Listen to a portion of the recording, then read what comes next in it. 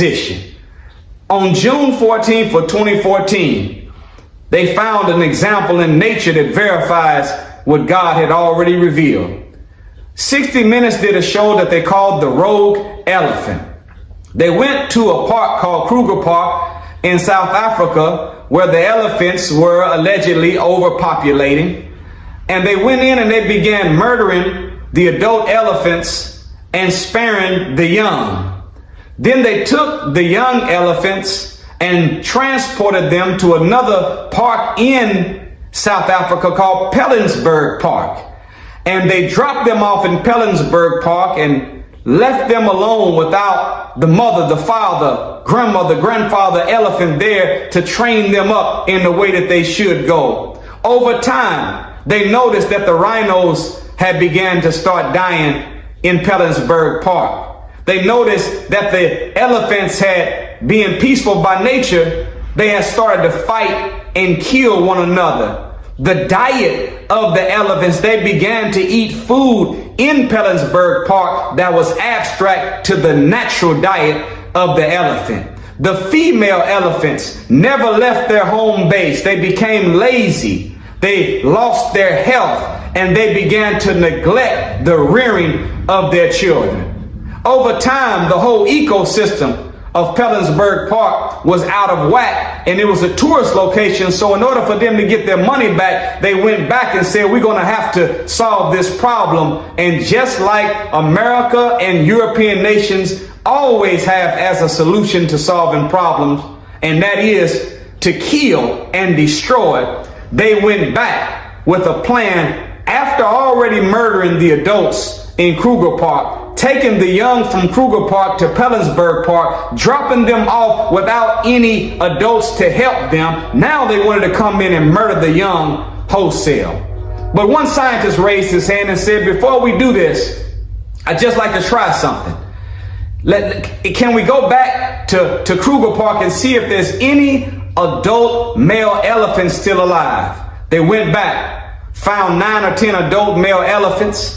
They helicopter airlifted the adult male elephants from Kruger Park, dropped them off with the young in Pilanesberg Park, and within 2.5 weeks, they noticed that the elephants had began eating the way they used to eat.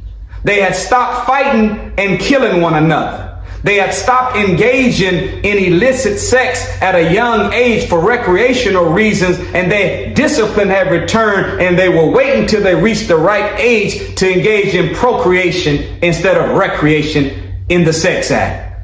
They noticed that the female elephants start getting up, moving around again. Their health began to be restored, and they began rearing and nurturing their children. The whole ecosystem of pellet and balance.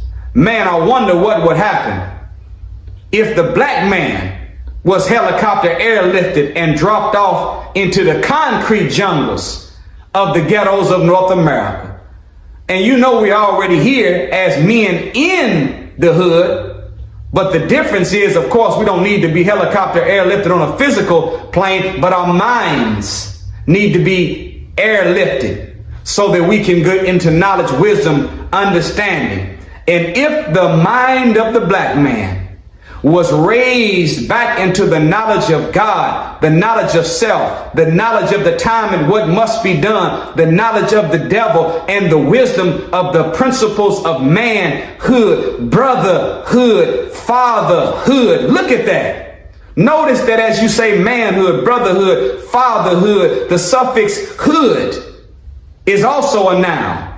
When you look up hood as a noun, hood is a piece of fabric attached to the back of a shirt or a coat used to cover the head to protect it. Well, so it is with brotherhood, manhood, fatherhood, motherhood, sisterhood, womanhood. In order for a man to be a man, a father to be a father, a brother to be a brother, mother or a woman to be a mother or a woman, a sister to be a sister, there has to be the requisite knowledge put inside of the mind in order to make us just that. And I'm saying to us, black man, that if we can spiritually go through a process where we helicopter airlift our mind back into the principles of manhood, then we would stand up in our neighborhood and we could convert the ghetto to God's kingdom. We can convert the projects to the promised land. We can convert the hood to heaven. We can turn our neighborhoods from colonies back into communities. All it takes is for the black man to stand back up mentally and spiritually and not buy in to this image that they're telling our vision of this weak, docile, punctified black man, but be maintainer, be protector, be provider, and we will reestablish harmony and balance and bring the ecosystem of our neighborhoods back.